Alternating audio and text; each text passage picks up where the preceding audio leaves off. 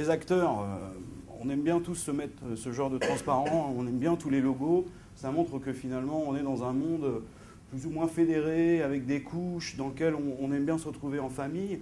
Mais le cloud, en fait, explose la notion de ces frontières, même si on sait que structurellement, pour bâtir un service informatique ou un système d'information, on passe par de l'infrastructure.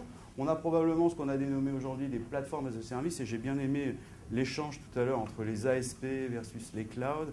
Je pense que finalement, l'élément qui manquait, c'est que l'ASP ne prétendait pas être capable de réutiliser ce que SOA prétendait, et les modèles économiques n'étaient pas suffisamment matures à l'époque pour fusionner, on va dire, ces trois niveaux de concept, qui est réutilisation, oui, du code, absolument.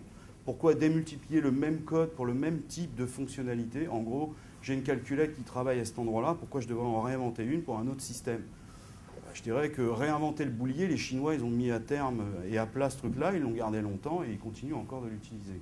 Donc les plateformes, les grands offreurs, je dirais, ça c'est sans rentrer sans contingence de particularité des uns et des autres. Ensuite, on va avoir une forte émanation du software as a service.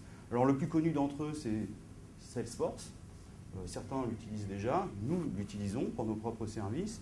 Et c'est effectivement une demande forte du business, de notre business interne, qui exprimait finalement des frustrations sur la capacité que notre système d'information ne produisait pas la connaissance, l'historique, le suivi de notre relation client. Ce qui est dramatique, puisque dans toute entreprise, la relation client, c'est ce qui fait sa propre fortune, on va dire, c'est sa valeur dans ses coffres, c'est aussi la valeur que ses concurrents expriment en reconnaissant ou non la difficulté à gagner des parts de marché les uns avec les autres. Et donc, il était fondamental de trouver des offres de ce type-là. Donc, Software as a Service, c'est la partie la plus aboutie du cloud et c'est celle qui ressemble le plus à l'ASP, puisque c'est une partie des promesses que l'ASP n'a pas su tenir, avec des offres beaucoup plus emballées, empaquetées et sérieuses.